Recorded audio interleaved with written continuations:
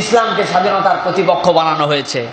স্বাধীনতা অর্জনে, এই নিয়ামত অর্জনে ইসলামের কোনো ভূমিকা ছিল না, ইসলামের মধ্যে ছিল না। এইটা হচ্ছে এখন গোপন করার বিষয়। আমাদের দেশ কি জন্য স্বাধীন হয়েছে?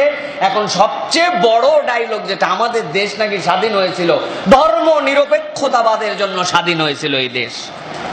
অথচ ইতিহাস থেকে অল্প কিছু কথাবার্তা আজকে বলল। স্বাধীনতা আর ইসলাম ভিন্নতা।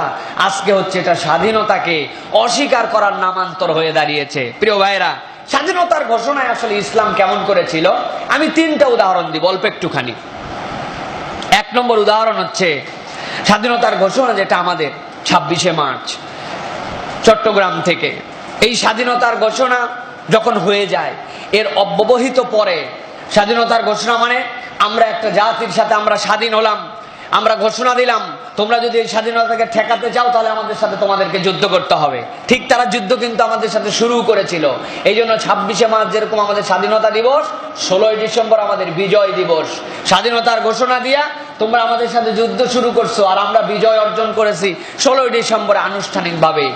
এই স্বাধীনতার ঘোষণার অব্যবহিত পরে কালুরঘাট যে বেতার কেন্দ্র ছিল, সন্ধ্যা 7টা 40 মিনিটে কবি আব্দুল সালাম, ওনার নাম কবি আব্দুল সালাম, সর্বপ্রথম বেসামরিক একটা ঘোষণা পাঠ করেন সন্ধ্যা 7টা 40 মিনিট। এর আগ পর্যন্ত পাকিস্তান বেতার নাম থাকলেও উনি সর্বপ্রথম সেই বেতার কেন্দ্রে ঘোষণা দিয়েছিলেন 26শে মার্চে স্বাধীন বাংলা বিপ্লবী বেতার কেন্দ্র থেকে কবি আব্দুল সালাম বলছি।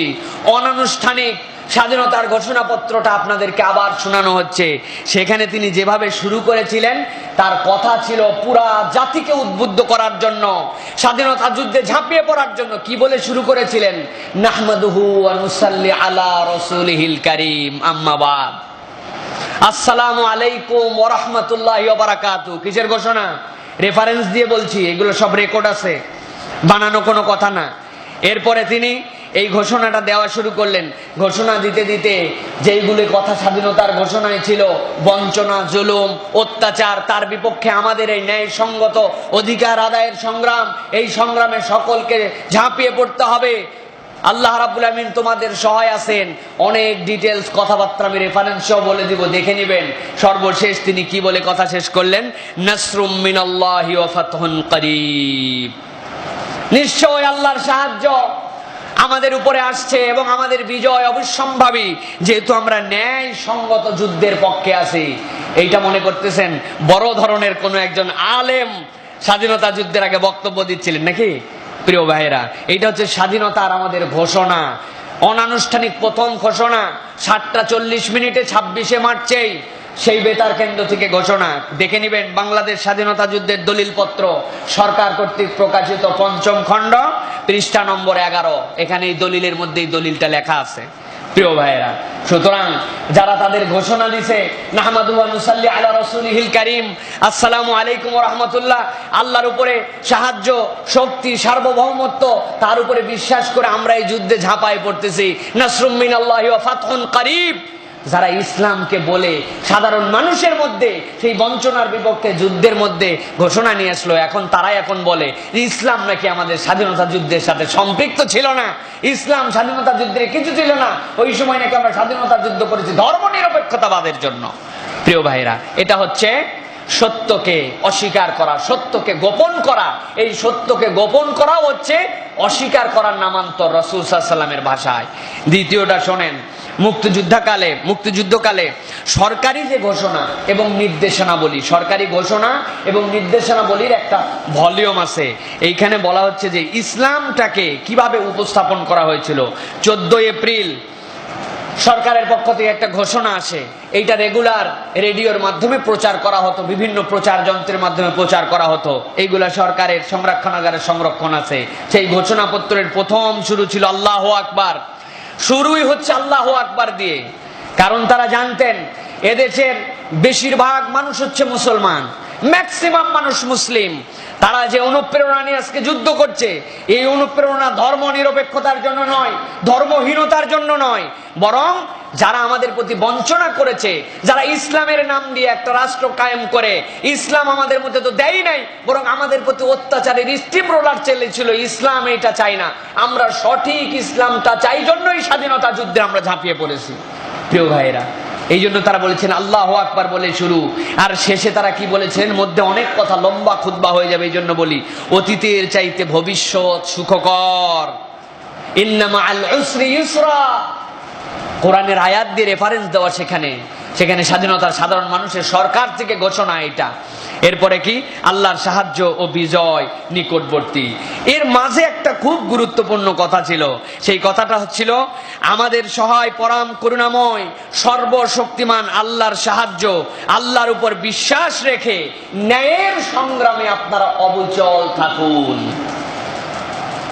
আল্লাহর উপরে বিশ্বাস, সর্বশক্তিমান আল্লাহর প্রতি বিশ্বাস রেখে ন্যায়ের সংগ্রামে আপনার অবিচল থাকুন। এটা ছিল ইসলামকে উদ্বুদ্ধ করে, ইসলামের আলোকে আমাদের স্বাধীনতা সংগ্রামের পটভূমি।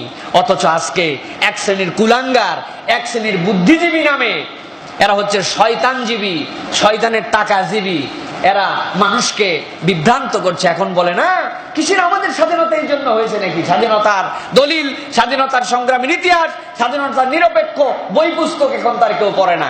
এখন ওই বইগুলোর থেকে যারা বিমুখ করায়, তারা সব সময় সংলাপ, সব সময় বিভিন্ন ধরনের টকশো, সব সময় বুদ্ধিজীবীদের কপচানি, মুখ দিয়ে কথাবার্তা বারবার বলে বলে বলে বলে এই জেনারেশনের হাজার হাজার মুসলিম তরুণ যুবকের কাছে এমন একটা প্রোপাগান্ডা, এমন একটা অবস্থান দ্বারা করেছে, আরে স্বাধীনতা, স্বাধীনতা এক জিনিস, ইসলাম এক জিনিস, ইসলাম থাকবে মসজিদের মধ্যে। এই ইসলামের জন্য কি স্বাধীনতা হয়েছে নাকি? স্বাধীনতার সাথে মুক্তিযোদ্ধারা তখন যুদ্ধ করছে এই দেশকে ধর্ম নিরপেক্ষবাদ বানানোর জন্য, এই দেশকে অমুক বানানোর জন্য, তুমুক বানানোর জন্য। কিন্তু মিথ্যা কথা। ওই স্বাধীনতার সংগ্রামে ঝাঁপিয়ে পড়ার জন্য, স্বাধীনতার সংগ্রামে অংশগ্রহণ করার জন্য, মুসলমানদেরকে ওই সম্পৃক্ত করার জন্য একমাত্র মত, পথ, পদ্ধতি ছিল আল্লাহর প্রতি তাওয়াক্কুল এবং ইসলামকে বিশ্বাস। ঠিক কিনা প্রিয় ভাইয়েরা? এরপরে এই যে ঘটনাটা বললাম, বাংলাদেশের স্বাধীনতার যুদ্ধ দলিলপত্র ৩য় খণ্ড, হক্কানি পাবলিকেশনস থেকে প্রকাশিত গণপ্রজাতন্ত্রী বাংলাদেশ সরকারের ৩য় খণ্ডের ১৬ থেকে ১৮ নম্বর পৃষ্ঠায় বিস্তারিত এর উপরে বর্ণনা দেওয়া আছে। প্রিয় ভাইয়েরা, এরপরে যে কথাটি বলবো, বঙ্গবন্ধুকে আমরা নানান দিক দিয়ে মার্কিং করার চেষ্টা করি, নানানভাবে তাকে উপস্থাপন করার চেষ্টা করি, নানানজন নানান দিকে তাকে উপস্থাপন করে। কত ক্ষেত্রে বাড়াবাড়ি করা হয়, আবার কত ক্ষেত্রে নিচের দিকেও বেশি বলে দেওয়া হয়। আল্লাহ রাব্বুল আলামিন এই বাড়াবাড়িও যেরকম পছন্দ করেন না, ওরকম গোপন করাও পছন্দ করেন না। যার যতটুকু হক ছিল, যার যতটুকু অধিকার ছিল, যার যতটুকু অবদান ছিল, রাসূল সাল্লাল্লাহু আলাইহি ওয়াসাল্লামের ঘোষণা অনুযায়ী আপনাকে সেটা স্বীকার করতে হবে।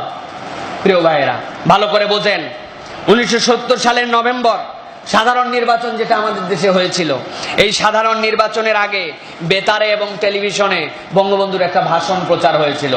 আজকে একটা ভাষণ আমরা খুব সবসময় শুনি, শোনার পরে অনুপ্রেরণা পাই, আমরা শুনে বুঝি যে ওই সময় তার এই ভাষণটার মূল্যায়ন কত ছিল। এরকম কথা শত শত বছরে একজন দুইজনের মধ্যে এরকম অনবরত একটা কথা বেরোয়, যেটা আমাদের স্বাধীনতা সংগ্রামের আগে 7ই মার্চে বঙ্গবন্ধু শেখ মুজিবুর রহমান বলেছিলেন। কিন্তু বঙ্গবন্ধুর এই একটাই তো ভাষণ ছিল না, এই ভাষণ ছাড়া আরো ভাষণ ছিল, যে ভাষণগুলো আমরা বলি না। কারণ কি, ওইটার মধ্যে অনেক ক্ষেত্রে উদ্দেশ্য থাকে যে ওইটার দ্বারা বঙ্গবন্ধু আরো যে কতগুলা কথা বলেছিলেন, তার কথার মধ্যে আরো যে ম্যানিফেস্টো ছিল, এই স্বাধীনতার সংগ্রামের ওই বক্তব্যের আগেও স্বাধীনতার প্রেক্ষাপট তৈরি করার ক্ষেত্রে তার যে বক্তব্য ছিল, সেইগুলাতে আমরা অনেক ক্ষেত্রে গোপন করে রাখি, মনে করি এইটা প্রকাশ হয়ে গেলে এইটা বঙ্গবন্ধুর ক্যারিয়ারের জন্য অথবা অন্যান্য দলের জন্য এটা মনে হয় অ্যাসেট হয়ে যাবে, আর তাদের জন্য মনে হয় ক্ষতি হয়ে যাবে। বিষয়টা কিন্তু এরকম না। ইতিহাস দলিল থেকে বলছি, যারা বলছেন স্বাধীনতার সাথে, স্বাধীনতা সংগ্রামের আগের প্রেক্ষাপটের সাথে ইসলামের সম্পর্ক নাই, ভালো করে শোনেন। 1970 সালের নভেম্বরে সাধারণ নির্বাচনের আগে বঙ্গবন্ধু একটা ভাষণ দিয়েছিলেন রেডিও এবং টেলিভিশনে।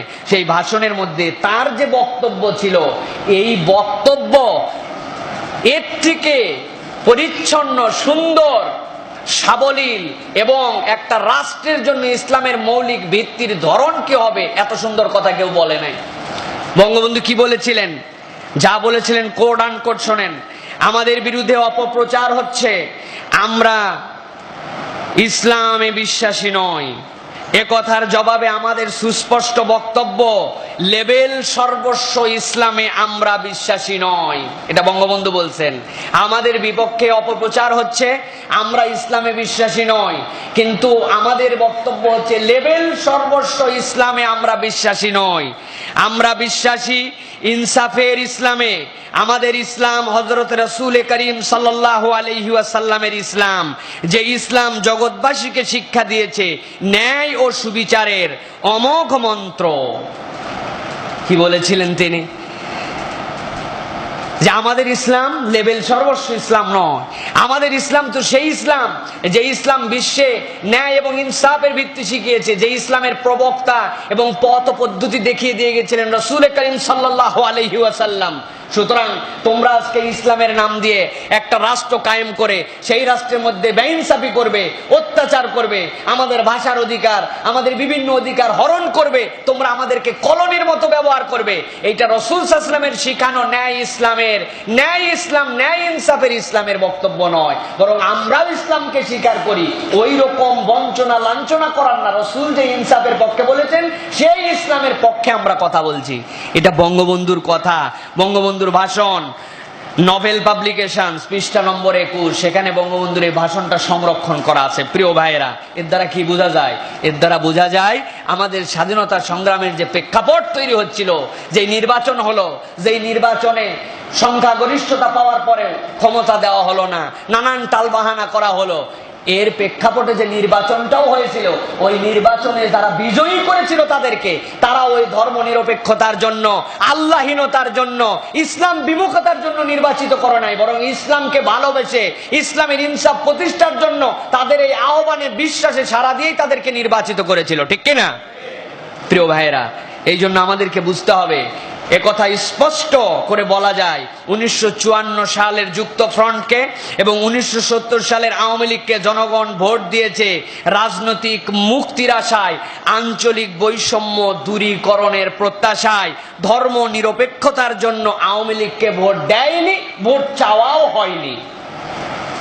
ভালো করে বুঝতে হবে এটা প্রিয় ভাইয়েরা। সুতরাং এখন যারা স্বাধীনতার সাথে ইসলামকে আলাদা করে ফেলছে, স্বাধীনতা এক জিনিস, ইসলাম এক জিনিস, স্বীকার করে না, মনে করে না আমরা এমনি এমনি উদ্বুদ্ধ করেছিলাম, রেডিওতে কতগুলো গান প্রচার করেছিলাম, সঙ্গীত প্রচার করেছিলাম, যুদ্ধের দামামা সঙ্গীত, বাংলাদেশের দেশপ্রেমের কতগুলো সঙ্গীত প্রচার করেছিলাম, এইটাতে উদ্বুদ্ধ হয়ে মানুষজন একদম বের হয়ে চলে গেল, যাওয়ার পরে দেশকে স্বাধীন করে ফেললো। জি না, এই স্বাধীনতার প্রেক্ষাপটে, স্বাধীনতার প্রতিটা স্তরে ইসলাম এবং মুসলমানদের ভালোবাসা জড়িত।